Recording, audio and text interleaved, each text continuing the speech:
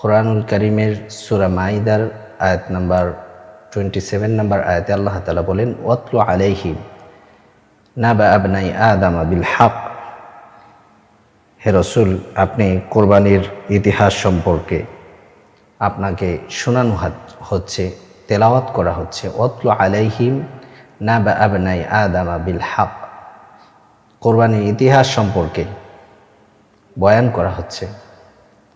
إذ قربا قربانا فتقبل من أحدهما ولم يتقبل من الآخر।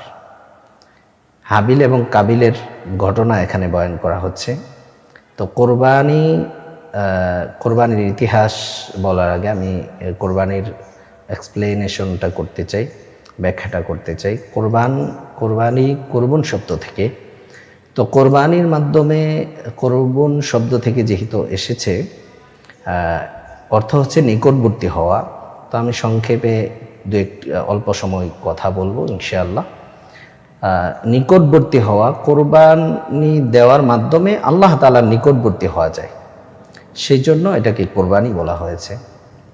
আর ইসলামের বা প্রত্যেক যুগেই কোরবানি ছিল, আদম আলাইহিস সালাম থেকে নিয়ে অদ্যাবধি পর্যন্ত আমরা কোরবানি করছি। তো সাহাবায়ে কেরাম জিজ্ঞাসা করলেন যে আমরা যে কোরবানি করছি এই কোরবানিটা কার আমল? নবীজি সাল্লাল্লাহু আলাইহি ওয়াসাল্লাম বলেছেন যে সুন্নাতু আবিনা ইব্রাহিম আলাইহিস সালাতু ওয়াসসালাম, আমাদের পিতা হযরতে ইব্রাহিম আলাইহিস সালাতু ওয়াসসালামের সুন্নত আমরা যে কোরবানিটা করছি। তো এই কোরবানি মূলত প্রত্যেক যুগেই ছিল এবং এই কোরবানির মাধ্যমে আল্লাহ তাআলার নিকটবর্তী হওয়া যায়। কুরবান শব্দের অর্থ আমি আগেই বলেছি যে নিকটবর্তী হওয়া। যেহেতু কোরবানি করার মাধ্যমে আল্লাহর নিকটবর্তী হওয়া যায়, এই জন্য এইটার নাম হচ্ছে কোরবানি। তো প্রত্যেক যুগেই কোরবানি ছিল, কিন্তু সিস্টেমটা একটু ভিন্ন ছিল। আদম আলাইহিস সালামের যুগে কোরবানি করার জন্য হাবিল এবং কাবিলকে বলা হয়েছে, এবং হাবিল এবং কাবিল দুজনেই কোরবানি করেছে। হাবিল ছিল প্রত্যেকটা সন্তান যখন জন্মগ্রহণ করতেন, হাওয়া আলাইহিস সালাতু ওয়াসসালাম, একটা ছেলে হইতো, একটা মেয়ে হতো। তো আগের ঘরের যে ছেলে পরের ঘরের মেয়ের সাথে বিবাহ তখন জায়েজ ছিল বোনের সাথে, যেহেতু পৃথিবীর শুরু এবং এই সিস্টেম ছাড়া অন্য কোনো সিস্টেম ছিল না। তো আগের যেই ছেলে পরের জন্মের যেই মেয়ে তার সাথে বিবাহ, এটা সিস্টেম ছিল। তো সেই হিসাবে হাবিল তার বাগে যেই মেয়েটা বিবাহে আল্লাহর হুকুম অনুযায়ী হবে, হাবিল সে মেনে নিয়েছে, কিন্তু কাবিল সে মানতে চাচ্ছে না। তো আল্লাহ তাআলার বিধান কি আসবে সেটা অপেক্ষা করছিলেন হযরত আদম আলাইহিস সালাতু ওয়াসসালাম। আল্লাহ তাআলার পক্ষ থেকে হুকুম আসলো যে কোরবানি করার জন্য। তো তখন দুই ভাই কোরবানি করলেন, কিন্তু কোরবানি যার কবুল হবে সেই কোরবানির বস্তুটাকে, সেটা দুম্বা অথবা ঐতিহাসিকগণ লেখেন ঘাস জাতীয় বা ফসল জাতীয় ছিল, সেটাকে ভস্ম করে দেবে, জ্বালিয়ে পুড়িয়ে দিবে। যার বস্তুটা পুড়িয়ে দিবে তার বস্তুটা, কোরবানির বস্তুটা, কোরবানিটা কবুল হয়েছে এটাই বুঝে যাবে, প্রুফ হবে। তো সেই দিক থেকে দুজনেই কোরবানি করলো। ওয়াতলু আলাইহিম নাবা ইবনাই আদাম বিল হক ইয কাররাবা কুরবানান ফাতাকাব্বালা মিন আহাদিহিমা ওয়া লাম ইয়াতাকাব্বাল মিনাল আখার। দুজনেই কোরবানি করলো, একজনের কোরবানি কবুল হলো, আরেকজনের কোরবানি কবুল হলো না। ক্বালা ইন্নামা ইয়াতাকাব্বালুল্লাহু মিনাল মুত্তাকিন, আর আল্লাহ তাআলা যারা মুত্তাকি, যারা আল্লাহকে ভয় করে, তার কোরবানিকেই আল্লাহ তাআলা কবুল করে থাকেন। তো তাই হলো, হাবিলের কোরবানি কবুল হয়ে গেল, আর কাবিল তার কোরবানি কবুল হলো না। এখানে একটি কথা আমি সকলকে নোট করতে বলবো এবং খুব খেয়াল করে শোনেন। কারণ হচ্ছে আগে যে সিস্টেম ছিল, এই সিস্টেমটা যদি এখন থাকতো তাহলে আমরা কিন্তু অপমানিত, লাঞ্ছিত, অপদস্থ হতাম। কোরবানির মাঠ থেকেই আমরা বুঝে যাইতাম যে কার কোরবানি কবুল হয়েছে, কার কোরবানি কবুল হয় নাই। এত টাকা খরচ করে অনেক মানুষ তো আমাদের দেশে শোডাউন করে। কোরবানির নামে যে পরিমাণ শোডাউন হয়, কত হাজার কত লক্ষ টাকা দিয়া গরু কিনেছে, আবার নামও দেওয়া হয় বিভিন্ন ধরনের নাম। হ্যাঁ, নামের অভাব নাই। রাজা, হ্যাঁ, তারপরে মাস্তান, তারপরে রোনাল্ডো, মেসি, এইগুলি কোরবানির বস্তুর নাম দেওয়া হয়। খুব আশ্চর্য লাগে আমার কাছে। কোরবানির বস্তু এটা হাসি তামাশার কোনো জিনিস না। হ্যাঁ, কোরবানির বস্তু আপনি একটু সাজায় রাখতে পারবেন, আদর যত্ন করতে পারবেন, যাতে এটার প্রতি একটা মায়া জন্মায়। এবং এই মায়া জন্মানোর পরে যখন আপনি কোরবানি দিবেন, তখন সেই কোরবানিটা আরো বেশি আল্লাহ তাআলার কাছে কবুল হবে। কিন্তু আমাদের দেশে যে শোডাউন হয় কোরবানির নামে, কে কত নাম ফুটাইতে পারে, আল্লাহ আমাদেরকে মাফ করুক। তবে এই শোডাউন কোরবানি কবুল হবে না। মানুষকে দেখানোর জন্য পুরা একবারে পেপার পত্রিকায়, পত্র পত্রিকায় বিভিন্ন অমুক ব্যক্তি 30 লক্ষ টাকা দিয়ে কোরবানি দিয়েছে। এই যে শোডাউন করা, এটা কোরবানি হবে না। হ্যাঁ, আপনি সবচেয়ে সুন্দর বস্তু কিনবেন, এটাই শরীয়তের বিধান। আপনি সুন্দর সবচেয়ে হৃষ্টপুষ্ট গরু কিনেন, কিন্তু শোডাউন করা আরেক জিনিস। তো এই জন্য আমি বলবো নিয়তকে সহি করার জন্য। তো অবশ্যই যদি আমাদের ওই সিস্টেমটা থাকতো যে কার কোরবানি কবুল হয়েছে, কার কোরবানি কবুল হয় নাই, তাহলে আমরা কিন্তু অপমানিত হতাম। এই সিস্টেমটাকে আল্লাহ তাআলা অমিট করে দিয়েছেন, এই সিস্টেমটাকে রহিত করে দিয়েছেন। যদি আমাদের সমাজে এই সিস্টেমটা চালু রাখতেন আল্লাহ তাআলা, আর চালু থাকতো, আমরা কত মানুষ, সম্মানিত মানুষও অনেক অপমানিত হতে হতো। আমাদের কোরবানির, আমাদের আমলের আসল নিয়ত ফুটে আসতো। তো বিশ্বনবী সাল্লাল্লাহু আলাইহি ওয়াসাল্লাম তার সম্মান, তার ইজ্জত, তার শ্রেষ্ঠত্বের কারণে আল্লাহ তাআলা এই জিনিসটাকে, এই সিস্টেমটাকে অমিট করে দিয়েছেন, সিস্টেমটাকে বাতিল করে দিয়েছেন। সরাসরি কোনো জিনিস যদি পুড়ায়া যাইতো এবং যার কোরবানি কবুল হয়েছে তারটা আগুন দিয়া পুড়ায় নেওয়া হইতো বা উদাও করে দেওয়া হইতো, তাহলে বোঝা যাইতো যে কে ভালো মানুষ সমাজে, কে খারাপ মানুষ, কার নিয়তটা কতটুকু ভালো, কে আল্লাহ তাআলার কাছে এই কোরবানির মাধ্যমে, কোরবানি সিস্টেমটাই হচ্ছে আল্লাহর নিকটবর্তী হওয়া, এই কোরবানির মাধ্যমে কে কতটুকু নিকটবর্তী হয়েছে এটা তখন বোঝা যেত। কিন্তু আজকে আমরা বুঝতেছি না কার কোরবানি কবুল হয়েছে। এই জন্যই আসুন, হাবিল এবং কাবিল যখন কোরবানি করেছে, ওয়ালাম ইউতাকাব্বাল মিনাল আখার, আরেকজনের কোরবানি কবুল হয় নাই, কাবিলের কোরবানি কবুল হয় নাই। আজকে আমার কোরবানি, আপনার কোরবানি কতটুকু কবুল হয়েছে, তো এটা নির্ভর করবে নিয়তের উপর। এজন্য আসুন আমরা নিয়তকে বারবার এটাকে ট্রাই করি, আমরা চেষ্টা করি চেঞ্জ করার জন্য, যে নিয়ত আমার ঠিক ছিল না, নিয়তটাকে ঠিক করি। কারণ বুখারীর প্রথম হাদিস হচ্ছে ইন্নামাল আমালু বিন্নিয়াত, নিয়তের উপর সবকিছু নির্ভর হবে। কোরবানিটা এমন জিনিস, আপনার নিয়ত যদি নড়বড় থাকে, আপনি কোরবানির আগ মুহূর্তে বা কোরবানি যখন দিব তখন আমরা নিয়তটাকে জাস্টিফাই করব, নিয়তটা ঠিক আছে কিনা। যদি ঠিক না থাকে তাহলে আবার নতুন করে নিয়ত করব। তো এই জন্য আল্লাহ তাআলা ইন্নামা ইয়াতাকাব্বালুল্লাহু মিনাল মুত্তাকিন, একমাত্র তাকওয়াওয়ালা যারা হবে, আল্লাহ ভীরু যারা হবে, যারা আল্লাহ তাআলাকে ভয় করবে, যাদের নিয়তটা সহি হবে, তাদের কোরবানি আল্লাহ তাআলা কবুল করে নেবেন। ইয়াতাকাব্বাল, আল্লাহ তাআলা তাদের নিয়ত অবশ্যই কবুল করবেন। তো এই জন্য নিয়তটা যখন সহি হবে, তখন আমার কোরবানিটা কবুল হয়ে যাবে। আর কোরবানি তো আমার কোরবানিটা এমন হতে হবে যে আমার কোরবানির বস্তুর প্রতি মহাব্বত নাই, একমাত্র আল্লাহর প্রতি ভালোবাসা, আল্লাহর প্রতি মহাব্বত, আল্লাহকে আমি সবচেয়ে বেশি ভালোবাসি। এটাই প্রমাণ করার জন্যই তো আমি এই বস্তুটাকে কোরবানি দিয়েছি। আজকে যদি এই কোরবানির গোশত খাওয়ার হুকুম না থাকতো, তাহলে কোনো ইমানদার, কোনো মুসলমান এই গোশত খেতেন না। খাঁটি ইমানদার যারা, তারা আল্লাহ তাআলার হুকুমকেই প্রায়োরিটি দেন। কিন্তু আল্লাহ তাআলা মেহেরবানি করেছেন এবং আমাদেরকে গোশত খাওয়ার অনুমোদন দিয়েছেন। এটা তো আমাদের জন্য বিরাট একটা পাওয়া, অফার। তো এই জন্য আসুন আমরা নিয়তটাকে সহি করি এবং সুন্দরভাবে কোরবানি দেই। এবং হাবিল তার কোরবানিকে আল্লাহ তাআলা কবুল করলেন। যখন কাবিল বলল যে আমি এটা মানি না, তখন থেকেই পৃথিবীর ভারসাম্য নষ্ট হওয়া শুরু হয়েছে। কারণ গুনাহ যখন হইতে থাকবে, তখন পৃথিবীর ভারসাম্য নষ্ট হয়ে যাবে। আজকে আমাদের সমাজে এত সমস্যা কেন?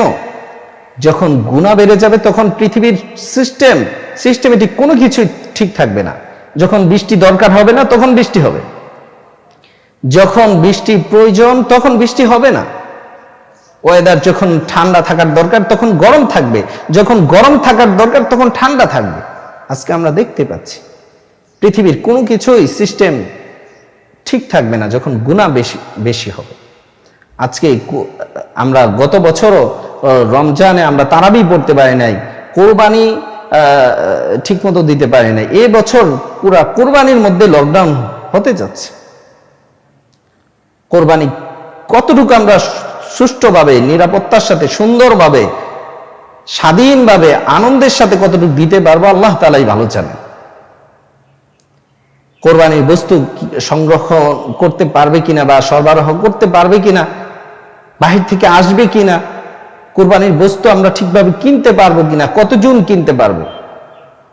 এই কঠিন মহামারী, এমন সামনে মহামারী অপেক্ষা করছে, যদি আমরা গুনাহ থেকে ফিরে না আসি, তাহলে এর চেয়ে কঠিন গুনাহ আমাদের জন্য, কঠিন ওই গজব আমাদের জন্য অপেক্ষা করছে। এমন আল্লাহ তাআলা গজব দিবেন, এমন মহামারী দিবেন আমাদের গুনাহের কারণে, যেই মহামারীর নাম জীবনেও আমরা শুনিনি, এবং এটার প্রতিষেধকও পাওয়া যাবে না। তো আমাদের কোরবানির যে কথা আমি বলতেছিলাম, যে কোরবানির বেসিক হচ্ছে আমাদের নিয়তটাকে আমরা সহি করব। এবং কাবিল যখন গুনাহ শুরু করে দিল, বলতেছিলাম যে গুনাহের কারণে ভারসাম্য পৃথিবীর সিস্টেমেটিক নষ্ট হইতে শুরু হয়েছে। এর আগে পৃথিবীতে আর গুনাহ হয় নাই। এই ফার্স্ট কাবিল তখন বলল যে এটা আমি মানি না। তখন কাবিল হাবিলকে বলল আমি তোমাকে হত্যা করব। যখন কাবিল হত্যা করতে উদ্যত হলো আর হাবিলকে হত্যা করে ফেলল, তো আল্লাহ তাআলা সারা পৃথিবীর মধ্যে আবহাওয়া এবং দুর্গন্ধ, এবং গুনাহের চেয়ে একটা দুর্গন্ধ, সেটা শুরু হয়ে গেছে। পানি লবণাক্ত হয়ে গেছে এবং সিস্টেমেটিক কিছুটা চেঞ্জ হওয়া শুরু হয়েছে। এই জন্য গুনাহ যত হইতে থাকবে, তত পৃথিবীর ভারসাম্য, পৃথিবীর ধ্বংস হওয়ার সিস্টেমগুলি অটোমেটিক তৈরি হবে। সিস্টেম ঠিক থাকবে না, ভারসাম্য ঠিক থাকবে না, পৃথিবীর সব কিছুই নষ্ট হইতে থাকে। তো গুনাহ করেই ফেললো। তো কাবিল হাবিলকে হত্যা করলো, আর হাবিল জান্নাতি হয়ে গেল। এবং হাবিল বলল যে আমি আল্লাহর উপর ছেড়ে দিলাম, এবং আমি তোমাকে হত্যা করব না। তুমি আমাকে হত্যা করতে পারো, আমি এই জঘন্য গুনাহ আমি করব না। এই প্রথম পৃথিবীতে সর্বপ্রথম হত্যা শুরু হয়। এই জন্য বলা হয় যে যত হত্যা হবে, সমস্ত হত্যার একটা অংশ গুনাহ সর্বপ্রথম যেহেতু কাবিল করেছে, কাবিল সেটা পাবে।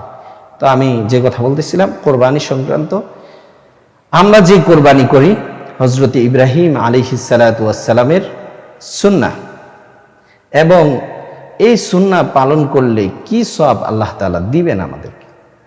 সাহাবায়ে কেরাম প্রশ্ন করলেন, ইয়া রাসূলুল্লাহ। তো নবীজি সাল্লাল্লাহু আলাইহি ওয়াসাল্লাম বললেন যে প্রত্যেকটা পশমের লোমে লোমে তোমাদেরকে সওয়াব দেওয়া হবে। সুবহানাল্লাহ। বিকুরুনিহা ওয়া আজলাফিহা, এবং কিয়ামতের দিন এই কোরবানির শিং এবং তার অঙ্গ প্রত্যঙ্গ কিয়ামতের দিন সাক্ষী দিবে। সুবহানাল্লাহি ওয়া বিহামদিহি। তো এই জন্য আসুন, এত দামি একটা আমল আমরা সামনে করতে যাব। তো বেসিক্যালি এই কোরবানি আমরা যেটা করি, হযরত ইব্রাহিম আলাইহিস সালাতু ওয়াস সালামের সুন্নাহ এবং ইসমাঈল আলাইহিস সালাতু ওয়াস সালামের ত্যাগ এবং ইব্রাহিম আলাইহিস সালাতু ওয়াস সালাম, আমরা ইতিহাস জানি ইব্রাহিম আলাইহিস সালাতু ওয়াস সালাম যখন ইসমাঈল আলাইহিস সালাতু ওয়াস সালামকে কোরবানির স্বপ্ন দেখেছেন, ফালাম্মা বালাগা মাআহুস সা'য়া ক্বালা ইয়া বুনাইয়া ইন্নী আরা ফিল মানাম। ইব্রাহিম আলাইহিস সালাম যখন প্রাপ্তবয়স্ক হয়েছে, প্রাপ্তবয়স্ক মুফাসসিরিন ইকরাম লিখেছেন 8 বছর কম বেশি, তো যখন বুঝতে শিখেছেন, সবকিছু বুঝেন, তখন তিনি স্বপ্নে দেখেছেন যে আমি কোরবানি করছি আমার সবচেয়ে প্রিয় বস্তু। তো যাই হোক, অনেক লম্বা ইতিহাস, আমি শুধু এতটুকু বলতে চাই যে ইব্রাহিম আলাইহিস সালাতু ওয়াস সালাম যখন ইসমাঈল আলাইহিস সালাতু ওয়াস সালামকে স্বপ্নের কথা বললেন, তখন ইসমাঈল আলাইহিস সালাতু ওয়াস সালাম ইব্রাহিম আলাইহিস সালাতু ওয়াস সালামকে বলছেন, ক্বালা ইন্নী আরা ফিল মানামি আন্নী আযবাহুকা ফানজুর মাযা তারা। তোমার কি রায় ইসমাঈল? সাতাজিদুনি ইনশাআল্লাহু মিনাস সাবিরিন। ইসমাঈল আলাইহিস সালাম বলেছেন যে, হে বাবা, হে আমার পিতা, আপনি যে স্বপ্ন দেখেছেন অবশ্যই আপনি পূর্ণ করুন। তো ইসমাঈল আলাইহিস সালাতু ওয়াস সালাম যখন এই কথা বললেন, তখন ইব্রাহিম আলাইহিস সালাতু ওয়াস সালাম বাবা হিসাবে তিনি খুশি হয়েছেন যে আল্লাহর হুকুমের ব্যাপারে আমার যতটুক আমি এটাকে বাস্তবায়ন করতে চাচ্ছি, আমার ছেলে ঠিক ততটুকুই আমাকে সাপোর্ট করেছে। এখানে একটি বুঝার বিষয়, সেটি হচ্ছে যে আজকে আমরা বাবা যতটুক দিনদার, ততটুক দিনদার যদি মা না হয় বা সন্তান না হয়, এতটুক দিনের ইয়াটা যদি সন্তানের মধ্যে না থাকে, তখন সমাজের মধ্যে বা ঘরের মধ্যে দিনের কাজটা করা খুব কঠিন হয়ে যাচ্ছে। এই জন্য এখানে আমি বলবো প্রত্যেকটা বাবাকে বা প্রত্যেকটা ফ্যামিলি গার্ডিয়ান যারা আছে, আমি নিজের যতটুকু আল্লাহকে মহাব্বত করি, আল্লাহকে ভালোবাসি এবং আল্লাহর হুকুমে বাস্তবায়ন করার জন্য আমি যতটুকু প্রস্তুত, যদি আমার ঘরের মানুষ যদি ওরকম প্রস্তুত না হয়, তাহলে কিন্তু আমাদের জন্য খুব একটা দিনের কাজে অগ্রসর হওয়া খুব কঠিন হয়ে যায়। এটা আমাদের এখানে একটা শিক্ষা। তো যখন ইব্রাহিম আলাইহিস সালাতু ওয়াস সালাম ইসমাঈল আলাইহিস সালাতু ওয়াস সালামকে কোরবানি করার জন্য রেডি হয়েছেন, অনেক লম্বা ইতিহাস, আমি খুব শর্ট করে বলছি। তখন ইসমাঈল আলাইহিস সালাতু ওয়াস সালামকে কোরবানি করবেন, তো ইসমাঈল আলাইহিস সালাতু ওয়াস সালাম বলছেন, বাবা আমি তো তোমার সন্তান। এর আগে আমি একটু কথা না বললেই নয়, ইসমাঈল আলাইহিস সালাতু ওয়াস সালাম যখন জন্মগ্রহণ করেন, কিছুদিনের মধ্যেই কিন্তু ইব্রাহিম আলাইহিস সালাতু ওয়াস সালামকে দিনের কাজ করার জন্য আল্লাহ তাআলা হুকুম করলেন, তখন তিনি চলে গেলেন। এখানে অনেক কঠিন ইতিহাস। এটা হচ্ছে ইসমাঈল আলাইহিস সালাতু ওয়াস সালাম এবং ছোট বাচ্চা হাজরা আলাইহিস সালাতু ওয়াস সালাম, এখানে মরুভূমি, কোনো কিছু নাই, পানির ব্যবস্থা নাই, অল্প কিছু খাবার ছিল, 2 দিনের মধ্যে শেষ হয়ে গিয়েছে। আর এমন তো অবস্থায় ইসমাঈল আলাইহিস সালাতু ওয়াস সালাম খাবারের কারণে ছটফট করতেছে বাচ্চা, আর এদিক থেকে তার মা ঠিকমতো খাবার পাচ্ছে না, দুধও বুকে নাই সেই পরিমাণ যে ইসমাঈল আলাইহিস সালাম খাবে। তো সন্তানের কান্না সহ্য না করতে পেরে হাজরা আলাইহিস সালাতু ওয়াস সালাম তিনি দৌড়াদৌড়ি করছেন বিভিন্ন দিকে। তো শত দৌড়াদৌড়ি করেও কোনো খাবারের ব্যবস্থা করতে পারলেন না।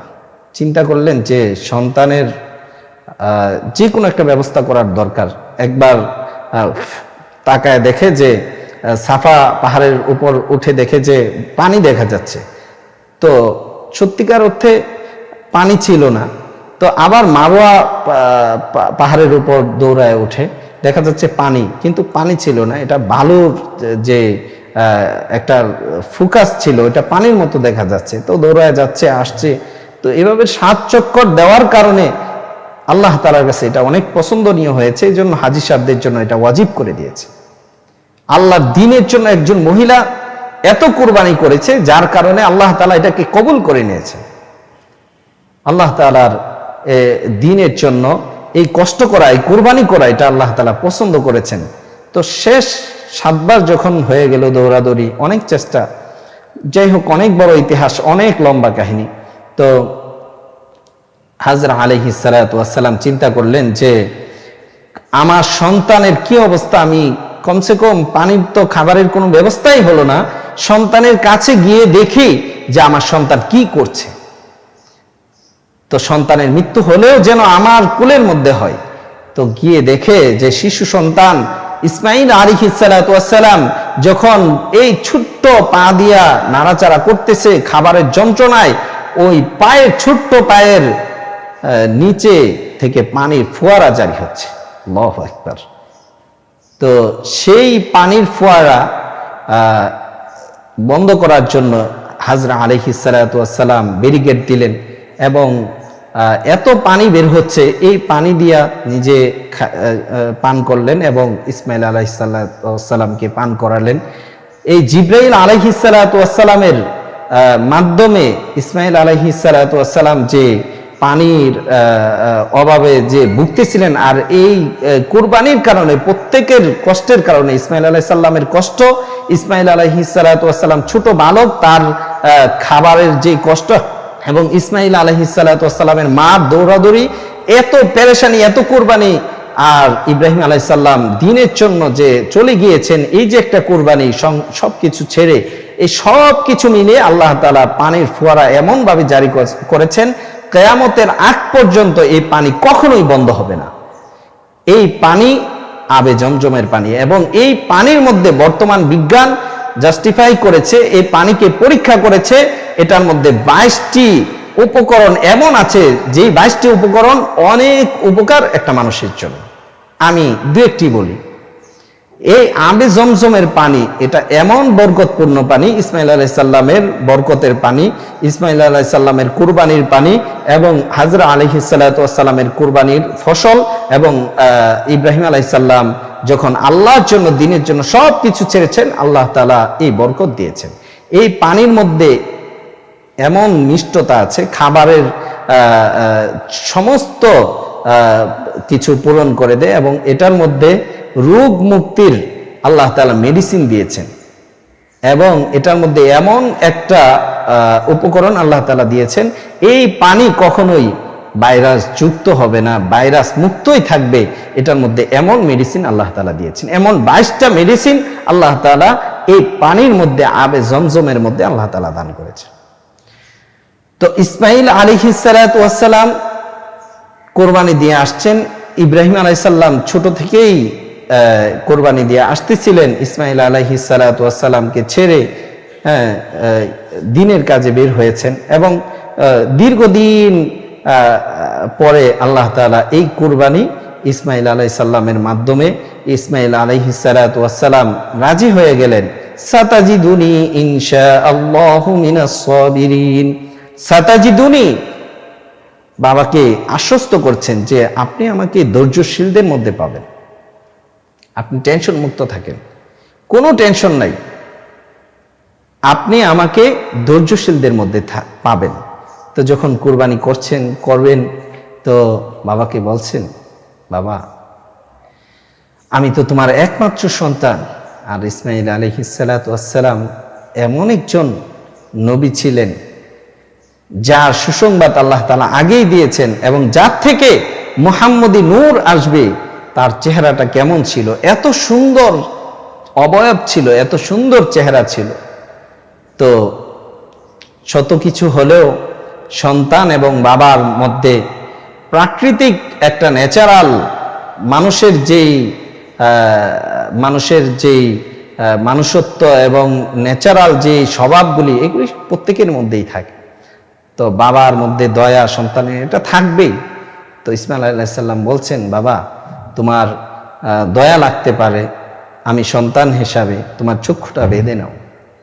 তো ইসমাঈল আলাইহিস সালাম যদিও আল্লাহর জন্য সব কিছু বিলিয়ে দিয়েছেন, তারপরও বলছেন, বাবা আমি যেন লড়াচড়া না করতে পারি, আমাকে একটু সেভ করার জন্য এবং আমি লড়াচড়া না করার জন্য হাত পাগুলি সুন্দরভাবে একটু বেঁধে নাও। তো চক্ষু বেঁধে যখন কোরবানি দিবেন, তো ইন দি মিন টাইমে হযরত জিবরাইল আলাইহিস সালাতু ওয়াস সালামকে আল্লাহ তাআলা পাঠিয়ে দিলেন, হে জিবরাইল, দেখো আমার খলিলুল্লাহ হযরত ইব্রাহিম, আমার খলিলুল্লাহ, দেখো তার সন্তানকে কোরবানি দিয়ে দিবে, তুমি তাড়াতাড়ি যাও, জান্নাত থেকে একটা দুম্বা নিয়ে যাও এবং তাড়াতাড়ি মিনার ময়দানে তুমি পৌঁছে যাও। আল্লাহু আকবার। তখন জিবরাইল আলাইহিস সালামের এত শক্তি আল্লাহ তাআলা দিয়েছেন, 600 নূরের পাখা দিয়েছেন, এত এক একটা পাখার মধ্যে এত শক্তি আল্লাহ তাআলা দিয়েছেন, তিনি আল্লাহু আকবার বললেন সেই সিদরাতুল মুনতাহা থেকে। তখন ইব্রাহিম আলাইহিস সালাম আশ্চর্য হয়ে গিয়েছেন যে এই মিনার ময়দানে কেউ থাকার কথা না, এই সময় কে আওয়াজ দিয়েছে, আল্লাহু আকবার কে বলেছে? তখন তিনি আশ্চর্য হলেন, তাকায় দেখে কেউ নাই। তো আবার এভাবে যখন কোরবানি দেওয়ার জন্য প্রস্তুত হইলেন, তখন জিবরাইল আলাইহিস সালাম আবার আল্লাহু আকবার বললেন। হ্যাঁ, প্রথম আসমানে চলে এসেছেন। তারপরে আবার ইব্রাহিম আলাইহিস সালাম দেখলেন যে কেউ নাই, কিন্তু আওয়াজ কোথা থেকে আসে? ইব্রাহিম আলাইহিস সালাম আবার কোরবানি দেওয়া শুরু করেন, আল্লাহু আকবার, বিসমিল্লাহ, আল্লাহু আকবার। যখন তিনি বলা শুরু করলেন আর কোরবানি দেওয়ার জন্য প্রস্তুত হয়ে গেলেন, বিসমিল্লাহ আল্লাহু আকবার যখন বললেন আর ছুরি চলতে লাগলো, চোখ খুলে তিনি খুশিতে চোখ খুলতেছেন, তিনি বলতেছেন, ইন্নী ওয়াজ্জাহতু ওয়াজহিয়া লিল্লাযী ফাতারাস সামাওয়াতি ওয়াল আরদা হানিফা ওয়া মা আনা মিনাল মুশরিকিন। সমস্ত কিছু থেকে তিনি মুক্ত হয়ে একমাত্র আল্লাহর জন্য কুরবানি দিতে পেরেছেন এবং আল্লাহর মহাব্বতে তিনি আত্মহারা হয়ে গেলেন। চোখটা খুললেন, খুলে দেখে জিবরাইল পাশে দাঁড়ানো এবং একটি দুম্বা কোরবানি হয়ে গেছে। তখন আল্লাহ তাআলার পক্ষ থেকে আল্লাহ তাআলা ঘোষণা করলেন, কাদ সাদ্দাকতা রুইয়া, হে আমার খলিল, আপনি আপনার স্বপ্নকে আপনি বাস্তবায়ন করেছেন, আপনি আপনার বাস্তবায়নকে স্বপ্ন পূরণ করেছেন। অফাদাইনাহু বিযিবহিন আযীম, এবং বড় পুরস্কার আপনার জন্য রয়েছে। যারা কোরবানি করবে তাদের জন্য অনেক পুরস্কার আল্লাহ তাআলা রেখেছেন। এই জন্য আসুন, অনেক কথা এখানে রয়ে গিয়েছে। যে আমলগুলি ইব্রাহিম আলাইহিস সালাম করেছেন, শয়তানে বাধা দিয়েছে, শয়তান বিভিন্ন জায়গায় বাধাপ্রাপ্ত হয়েছে। ইব্রাহিম আলাইহিস সালাম, ইসমাইল আলাইহিস সালাম, শয়তান ধোঁকা দেওয়ার চেষ্টা করেছে, কিন্তু তারা শয়তানের কোনো প্রবঞ্চনা গ্রহণ করে নাই।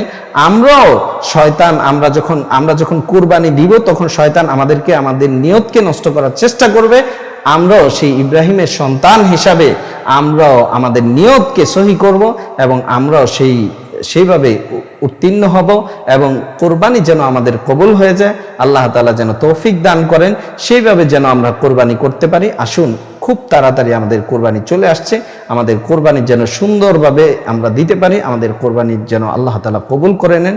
আসসালামু আলাইকুম ওয়া রাহমাতুল্লাহি তাআলা ওয়া বারাকাতুহু।